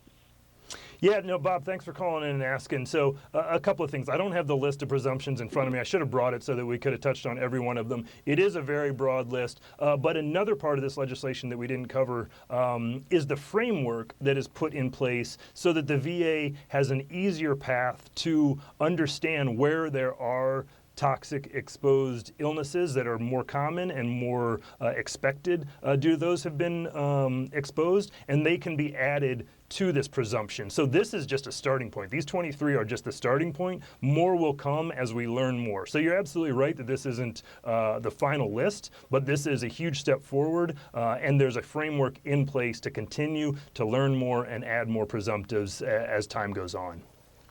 Now there's some people who are looking at this bill and looking at the presumption of service connection and saying that should be a reason to oppose the bill. And here's an editorial from Reason magazine that I want to read to you and get you to respond to it. The PACT Act would create a presumption of service connection for 23 conditions, including several types of cancer, leukemia, and bronchitis for veterans who were stationed in 17 countries during particular times, including in Iraq during the Gulf Wars and in Afghanistan following 9/11. The Secretary of Veterans Affairs would have the power to add more conditions and countries that would qualify for this presumption of service connection. The bill would relieve veterans of having to prove that any of those conditions were linked to their service in order to get VA coverage for them. That's obviously a pretty expansive set of eligibility criteria. Someone who served in Iraq and is diagnosed with lung cancer decades later would be eligible for federally funded health care under the PACT Act, even if they were never exposed to a burn pit and were also a lifelong smoker. So that column argues that we're making the categories too broad and perhaps allowing people who may be injured by something else to get veterans care for something that didn't happen during their service. It's kind of shocking the extremes that some folks will go to continue to deny health care to veterans who deserve it. So basically what that writer is saying is we might end up giving VA health coverage to someone who may have got his or her lung cancer from some other pathway. If that's the worst case scenario that comes from this, then I don't think we're in such a bad situation here. The fact is, right now, the government is denying the vast majority of those who definitely are coming down with debilitating and deadly illnesses because of their service. If we're going to start nitpicking any possible way in which someone might get some health care that may or may not be directly related to their service, then I think we're really talking about the wrong thing here, and it's unfortunate. The other argument that you might hear from some senators, although they probably won't say this out loud, this will just be behind closed doors, is that it's too expensive. Well, that's also another spurious argument, because the reality is this is part of the cost of going to war. This is why it's called the Keeping Our Pact Act. When you decide to send service members to war, the part of that cost is taking care of them when they come home. For 20 years, the Senate had no problem authorizing billions of dollars year after year to fund these wars, and now they're trying to nickel and dime the health care of veterans who are sickened because of their service.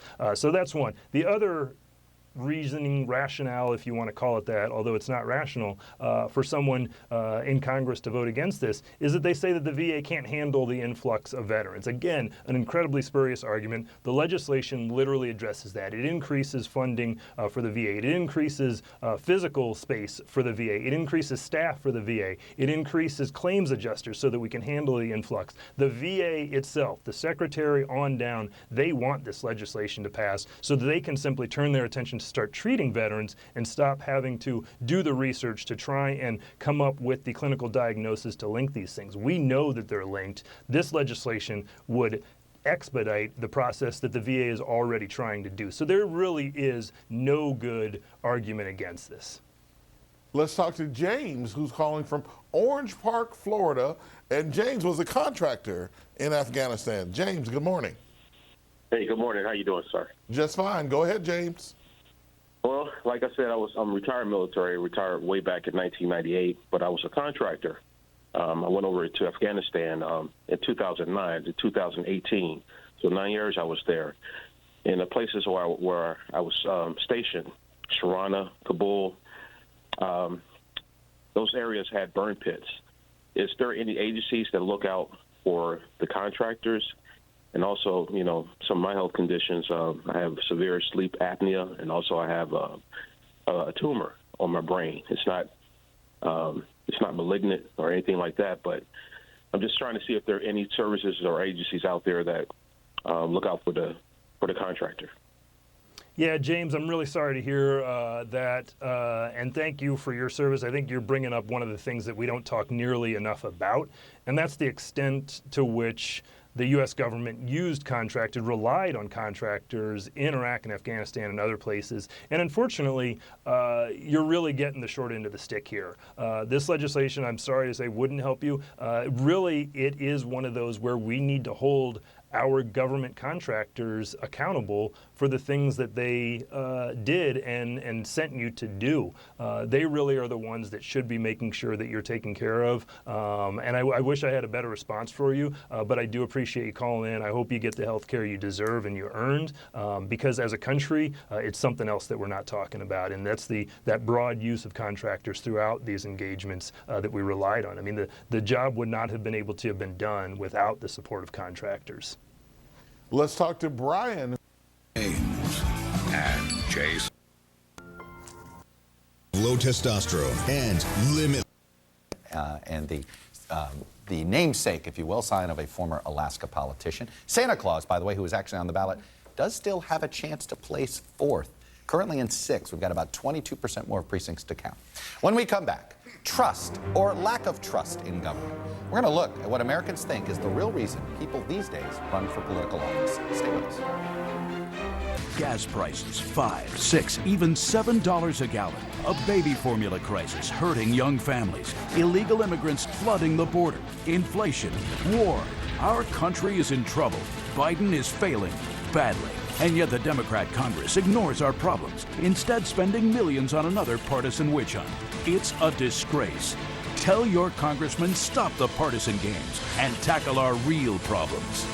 Save America is responsible for the content of this advertising. He seems to know more than the Secretary of the Treasury, the President of the United States about it. And the economic issues, by the way, just as a political matter, that's what's killing the Democratic Party, Joe Biden, this midterm. This is the dominant issue. And as we head towards recession, even if it's not technically one right now, it certainly feels like one to people who are paying $150 to fill up their car. Congresswoman, you're on the ballot. What do you think? Well, I agree that we are facing a tremendous inflation. But what I think is also happening is that the Democrats, at least House Democrats, are doing all that they can to combat that for the American people, whether it's passing legislation in the House related to the shortage of baby formula, which got no support practically from Republicans, or price gouging, get oil and gas price gouging to combat that, where not one Republican supported it. We recognize that there's an issue, and we are doing what's necessary to fight against it. What we are not getting is the support from Republicans who say they are concerned with this, but are unwilling to do what's necessary to drive those prices down for the American people, which is evidenced by their nay votes on every measure that the experts say are necessary to bring down inflation. Yes, but wouldn't it be nice if a little bipartisanship broke out? And I think it's possible. We're seeing it in the Senate over guns. And what I worry about, having served in the House for 9 terms, I call myself an escapee. I then went to the oasis of the Wilson Center for a decade, is that too much of this is the press release designed to blame the other side. And I really think some of these problems are solvable. I saw us miss one when I was there, which is letting the federal government bargain for lower drug prices. And the mistake there was President Obama decided he needed the support of Big Pharma, and they, of course, were against this. And so he took it out of the bill that we passed, the health care bill. And it was a huge missed opportunity. And all I'm saying is, I agree that these are serious problems. I agree that Democrats have a lot of the good answers, but they don't have all the good answers. And where are people who say, as the fellow you interviewed, Chris Jacobs, where are people who say I'm putting the country first? I just wish he were staying in Congress and trying to win again. I want to turn to the January 6 hearings. We saw the first one in prime time this past week. We're going to see more starting tomorrow morning. Alyssa, you worked for Mark Meadows on Capitol Hill. You had several jobs in the Trump administration. There's testimony that Meadows burned papers in his office after meeting with Scott Perry, who was working to challenge the 2020 election. Do you think Mark Meadows destroyed documents? I've heard that firsthand. I've heard it directly from someone with firsthand knowledge, so I believe that testimony that the committee has. I want to note this, which is related to the two conversations we're having. Someone smarter than myself pointed out that in 1974, during Watergate, inflation was 11%. Yet Congress still investigated the president and was able to work to address inflation and deal with the economy. American voters, we know the midterms are going to be about gas prices. They're going to be about bringing down inflation, consumer costs. But we also need to get to the bottom of what happened on January 6th. We cannot have a corrupt former president, who, by the way, I think is going to announce in the coming months that he's in fact running again, get away with what was more or less a coup attempt against the United States. So we need to be able to walk and chew gum. This is a moment we need bipartisanship, and hopefully we will see that as a result of these hearings. I just want to go back to what you said. You do feel confident that you know that Mark Meadows, or you feel strongly that the person telling you is telling you the truth, that Mark Meadows destroyed documents? I do, and I expect to see that come out in testimony from the committee. And again, this goes back to, you know, I was in the House when we wanted to hold Secretary Clinton accountable for destroying documents and not upholding federal record-keeping laws. Working for Mark Meadows. Which was the right thing to do at that time. I'm somebody who thinks we need to call balls and strikes and hold ourselves to the same standards. It's wrong when Republicans do it. It's wrong when Democrats do it. You worked on the former president's impeachment trial. What's your reaction to what you're seeing on these? Well, I think what we're seeing is the flesh and the full body of what the members of the impeachment trial stated. I think we're getting the full plethora of evidence to back up the claims that, one, the president knew that he had lost the election. The president knew that without going through the courts was not going to give him what he wanted, and therefore he needed another means, and that was to use American people to attempt to overthrow the government and work towards that end. And I think what is even more disturbing are individuals, Republicans, who are not willing to come to the table and negotiate. And we're seeing that over and over again in so many instances, not willing to call balls and strikes, as the other panelists has said, and hold people accountable. I mean, it's very difficult to watch all this footage again and not feel your blood boiling all over again. I mean, the thing about this issue is it all happened live on television. We all watched it. It didn't happen behind closed doors. You know, we're not hearing conflicting reports. And yet there are a lot of Republicans who say, don't believe your lying eyes. And I don't know how you watch these videos, how you watch the testimony of Officer Edwards, who was completely compelling, and what she went through was horrific. How do you watch these things and not come to the conclusion that this was a terrible day, that somebody caused it, and that something has to come from this? Now, in the short term, there's nothing anyone can do about Donald Trump. He probably is going to run again. But in the long term, Republicans are going to have to decide, are we going to look to the future here in 2024 and the future of this country, or are we going to relitigate the 2020 election in this chaos again? I would submit it's better for the party to look to the future and put this behind us by acknowledging what happened. I totally agree with that. Liz Cheney was magnificent, and her use of the term dishonor was just chilling. And she did a magnificent job, but also the footage speaks for itself. There's no counterfactual that's been offered. And I would recommend that the members of the committee stay off the airwaves because they're perceived as spinning what they did, and it would be much better if they just put the material on over and over again. I know there's about who's the audience, but I think you reach a bigger audience if you don't. I think one of the greatest things that's been shown by this hearing is hearing the words of Trump's inner circle himself. Right. It's not coming from Democrats. It's coming from those individuals who worked with the president to not just show, of course, we all know that there was a riot, there was an insurrection, but giving the evidence that it was the president who directed this and who was the one who instigated it is most important. We have to leave it there. We're going to hear a lot more from people in the president's inner circle in the coming weeks in these hearings. Thank you so much, all of you, for that great discussion. And since she was shot at a constituent event in 2011, Gabby Giffords has made it her mission to combat gun violence while supporting gun ownership. She is hopeful that this time could be different. Stay with us. At Empower. Use our door designer on Menards.com to get your door your way. Mastercraft Doors, 11% off at Menards.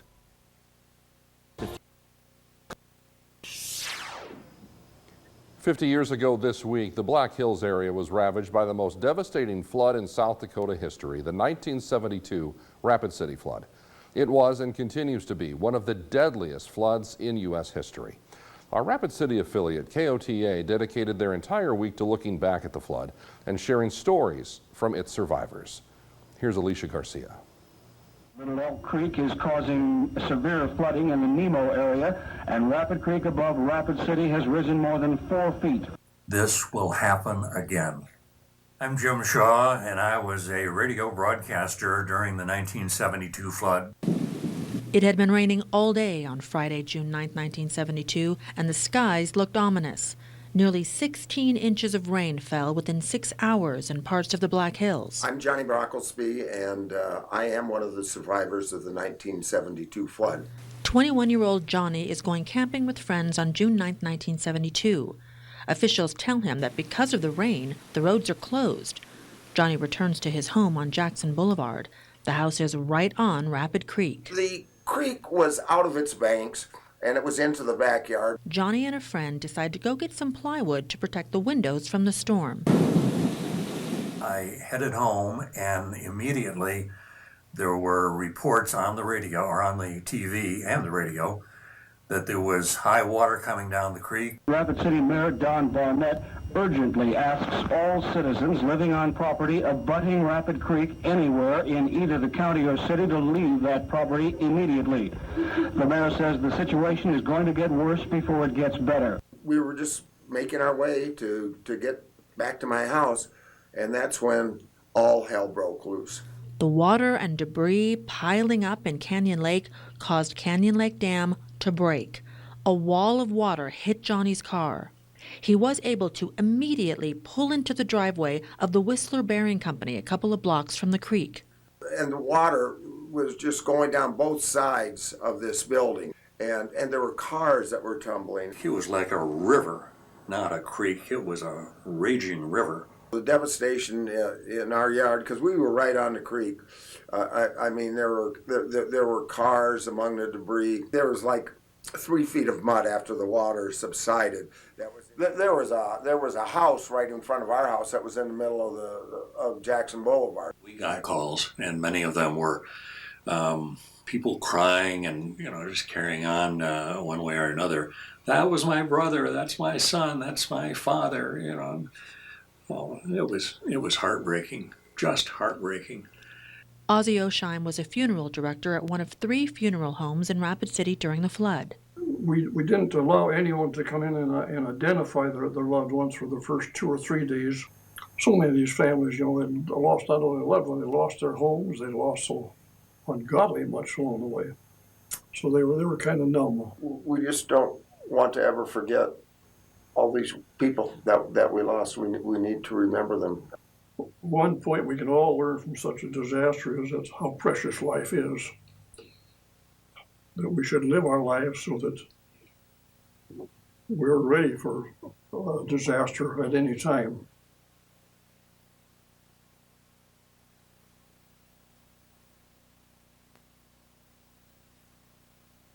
Live it up at the Grand Falls Pool Lounge. Enjoy music. No, but BDO does. People who know BDO. Right now, we're all feeling. So this week is National Little League Week, and instead of taking us out to the ball game, our next guest has brought the ball game to us. Here to hit things off is Sam Colon, Northeast distributor for In Motion Air Sports and his Little League team. Sam, thanks for having us. These guys are amazing. Love being here. Great to have you. What's up, little guys? Great boys right there. I asked them who was the best, and they all raised their hand. I thought they were going to say I was the best, but I'm the one that makes the lineup, We're going to have a swing competition in just a moment, and you're going to give us some tips on how to win that. But before we do that, tell us a little bit about Little League, the benefits. I know this is, when is the Little League World Series? How far away are we right now? We're a few weeks out. Right now is when they're getting ready to start the districts, and from districts you move on to what we end up seeing on TV with the Little League World Series down in Williamsport. And it takes a lot to get how good these kids can be at such a young age. Absolutely. It's all about progression. And, these kids, they start at a young age. They put a lot of time and effort into it. The great benefit of Little League is that you get the opportunity to play with your friends. friends and the camaraderie and stuff like that, and the proper training and reinforcement. All right, let's get a few tips really quickly. All three of us. There's some of the boys from Trumbull right there. There's nothing cuter than that. I'm sorry. There is nothing cuter than little boys Sam, in little we're about to climb in the cage. Yes, Give us a few tips before we do so. Basic tip. Basic tip. You want to be in an athletic position when you hit. So you want to make sure you get on the balls of your feet. You want to separate your feet so that they're about shoulder width or slightly beyond your shoulders. You got to get that scowl, too. That's it. The eye is very big. The other thing, you want to make sure that when you set up with your hands, that you have your hands, if you're right-handed, slightly above your right shoulder. Where's your elbow? Should your elbow be up high or low? It should be in a relaxed position. You want to be comfortable. All right, so we each get 3 pitches. Will Kane is up first. Nice and easy. Do some damage. Do some damage. Let's go, Will Kane. Whoa! That's a good eye. That's a good eye. Rushing me back. Too much play. Rushing me back. Oh. You only get one more, Will. There we go. Use the legs. That's it. Did you get 3? He didn't swing at one, though. There it is. Go, Richard. Go, grab his back. Okay. Pretty hard. Go fast. I don't think I'm going to make it in. Rachel! Go for it. Go back to back. The boys are rooting for me. Heckle her, boys. I will. Oh, close. Come on, give her some. Hands back, hands back. There you go. There it is. Hustle, Rachel. Get in there. 15. Oh, he's going to make on the net. He's got it. All I need is one. All I need is one. Oh! One more. There you go. There it is. One more. Hearings with lawmakers like Vice Chair Liz Cheney promising evidence former President Trump knew all along that the big lie was just that, a lie. You will see that Donald Trump and his advisors knew that he had in fact lost the election. But despite this, President Trump engaged in a massive effort to spread false and fraudulent information, to convince huge portions of the U.S. population that fraud had stolen the election from him. This was not true. The committee is also expected to take a deeper dive into the lies that led Trump's supporters to violently storm the Capitol. We were invited by the President of the United States! He personally asked for us to come to D.C. that day. And I thought, for everything he's done for us, if this is the only thing he's going to ask of me, I'll do it. It's hard to know right now just how much each shocking detail we heard on Thursday moved the needle among the 20 million Americans who tuned in, according to Nielsen ratings data. Whether it was learning that former Attorney General Bill Barr thought Trump's election fraud claims were, quote, BS, and that Ivanka Trump agreed, or that Trump reportedly told his staff that his vice president, quote, deserved to be assassinated, or even the never-before-seen footage of just how violent Trump's rioters were. The full impact of the hearings has yet to play itself out. Still, Congresswoman Liz Cheney had a stark warning for recalcitrant Republican politicians who continued to carry water for Donald Trump. Tonight, I say this to my Republican colleagues who are defending the indefensible. There will come a day when Donald Trump is gone, but your dishonor will remain. Joining me. America. Plus, the Nevada Senate primary is this upcoming Tuesday, and the race could be the clincher for the GOP's control of the Senate. Coming up, former Nevada AG, Navy officer, and Senate primary contender Adam Laxalt on What's at Stake. It's all right here, right now on Sunday Morning Futures. Study of the biblical prayer form of lament. For Adam Schiff in a moment, but we begin this morning with Chief Washington correspondent and co-anchor John Karl. And John, that was a very powerful presentation. It sure was. The January 6th committee, Martha, wants to set the record straight for history and to demonstrate that January 6th was the culmination of a brazen effort led by Donald Trump to overturn a presidential election. In other words, this was not just an attack on the Capitol, it was not just a riot. It was an attack on American democracy.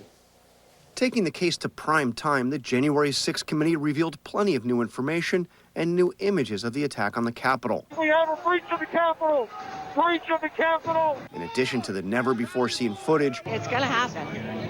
Something's going to happen. by the documentary filmmaker embedded with the Proud Boys, the committee presented footage from all those surveillance cameras you see all over Capitol Hill, tracking the movement of the mob from every possible angle. But these hearings, this investigation, is about much more than the horror of that day. The first and most important goal of the committee is to demonstrate Donald Trump's direct responsibility for what happened. January 6th was the culmination of an attempted coup. The violence was no accident. It represented Trump's last stand, most desperate chance to halt the transfer of power. Case in point, the rioter reading into a bullhorn the tweet Donald Trump sent just as the mob broke into the Capitol building, and how the crowd reacted. My kids didn't have the courage to do what should have been done to protect our country and our Constitution, giving states a chance to certify a corrected set of facts, not the fraudulent or inaccurate ones which they were asked to previously certify. U.S. demands the truth. Bring out Pence! Bring out Pence! Committee Vice Chair Liz Cheney says the committee will reveal that those hang Mike Pence chants were not only provoked by the president, but endorsed by him too. And aware of the rioters' chants to hang Mike Pence, the president responded with this sentiment, quote, "Maybe our supporters have the right idea. Mike Pence, quote, deserves it." After the hearing, Trump pushed back, denying he ever said that. But listen to what he told me last year, just 2 months after he left the White House. Were you worried about him during that siege? Were you worried about his safety? No, I thought he was well protected, and I had heard that he was in good shape. No, you heard those chants. That was terrible. I mean, it was, he could have. Well, the people were very angry. They're saying hang Mike Because Pence. it's common sense. How can you, if you know a vote is fraudulent, right? Yeah. How can you pass on a fraudulent vote to Congress? The committee used the words of some of those closest to Trump to demonstrate the claims of a stolen election are simply not true. I made it clear I did not agree with the idea of saying the election was stolen and putting out this stuff, which I told the president was bull. How did that affect your perspective about the election when Attorney General Barr made that statement? I respect Attorney General Barr. So I accepted what he was saying. But Cheney said it was a lie about the election more than anything that motivated the mob. Those who invaded our Capitol and battled law enforcement for hours were motivated by what President Trump had told them, that the election was stolen and that he was the rightful president. Yet even this week, on the day of the hearing, the Republican leader in the House would not set the record straight about the election. Do you believe that Joe Biden was the legitimate victor of the 2020 election? And do you believe that Donald Trump is just flat wrong when he says the election was stolen? Look, we've answered this question a long time. Joe Biden is the president. And that wasn't my question. I mean, we know he's the president. He lives was, in the White House. Was it legitimate? Is Donald Trump wrong when he says the election was stolen? You know, Jonathan, it's a we very talked simple about question. this a long time. I've already answered that question. No, what was the answer? Is Donald Trump wrong when he says the election was stolen? That's the basis of this. Thank you. So you won't answer that? Jonathan, I've answered it numerous times. I know you have a microphone. I know what you want to do. I've already answered the question. I just want to know, is he wrong when he says the election was stolen? Thank you for your time. And quite an interview, John. And on that note, it really looks like Republicans are doubling down. Donald Trump is doubling down, and especially Kevin McCarthy. Absolutely. And this question, Martha, is central because what we have learned is that the people that invaded the Capitol, that mob was motivated by the fact that they believed that the election had been stolen. They believed that lie. That's why they took that extraordinary step.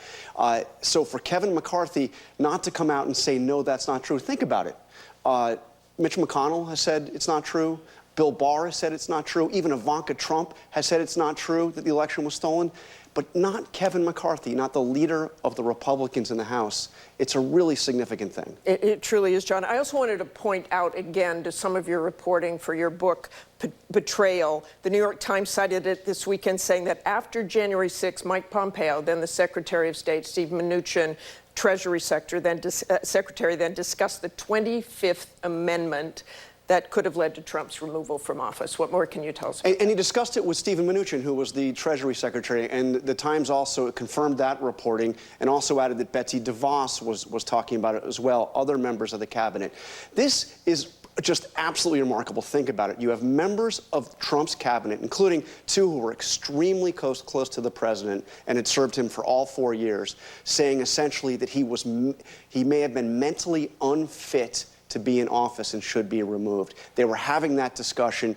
What's interesting about this, Martha, is that in my reporting on this, Pompeo and Mnuchin, I tried, as you can imagine, over the course of several weeks to get them to comment on this.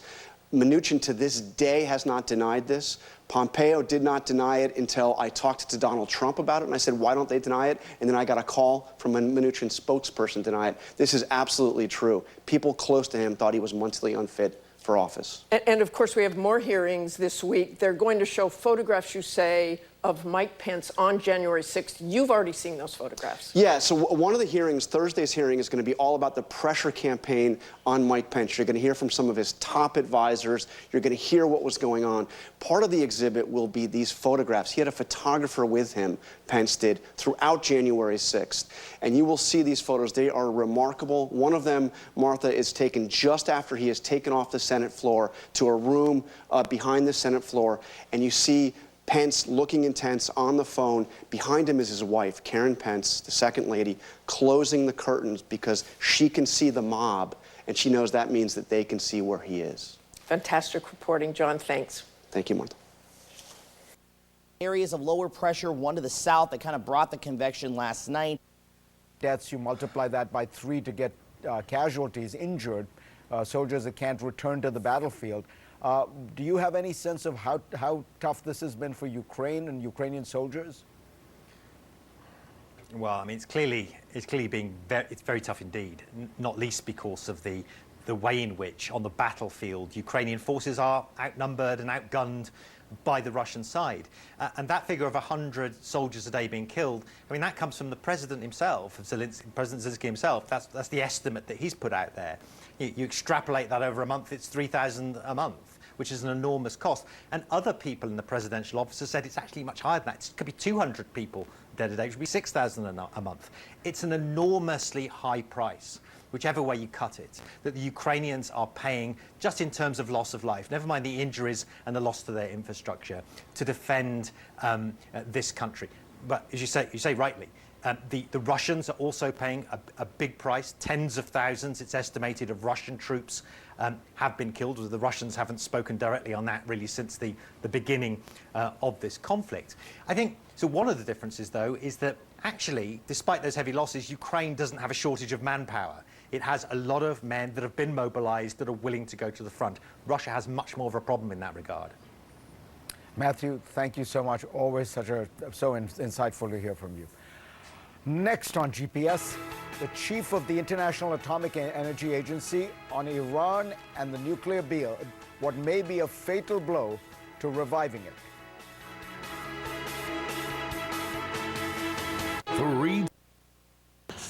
Is that true? It is true. And he said, you have to be great to be great. You can only do that one thing. And she chose. Mitchell would never look back. While her early work was figurative, by the time she was 25 and living in New York, she was moving further into abstraction. And she paints Figure in the City in 1950, and she said, I knew that would be my last figure, and it was. In 1959, she moved to Paris, where she made increasingly larger works. A decade later, she bought a country estate where the French Impressionist Claude Monet had once painted. How has her work evolved by this time? I mean, for one thing, that idea that she uses all colors, the full spectrum, has really developed here. And a really amazing use of white that just lights up the painting. Would she have been okay for me to say, it's gorgeous? Yes. She was not afraid of beauty, unlike most people in her generation. And as she said, I'm not of the make it ugly school. Mitchell was described as both charming and cantankerous. Her love life was tumultuous. A heavy drinker and smoker, she suffered from depression. And often traveling between France and the U.S., she said she always felt like an outsider. In France, I'm an American gestural painter, which is and a lyric on top of it, very pejorative. And here I'm Frenchy because I have color and a decorative. Ooh, so you can't win, honey. And on top of it all, I'm a girl, a woman, female. She's a painter's painter. However Mitchell thought she was seen, artists like Stanley Whitney, 20 years younger, acknowledged her influence. What did you want to learn from her? The freedom, and I wanted the color, and I wanted the space, the timing of it, the rhythm of it. And he says that works like Sunflowers show how skilled Mitchell became. It's magical how much she gets done by just making a mark. She knows so much about painting that she has total freedom to do whatever she wants. Joan Mitchell never got to see the prices of her work skyrocket. Blueberries sold for $16.6 million in 2018. She died of lung cancer in 1992 at age 67. Even though she died early, you know, that's almost 5 decades of painting, but also the model of a life lived incredibly intensely. If art was at the center of her life, life is really at the center of her art.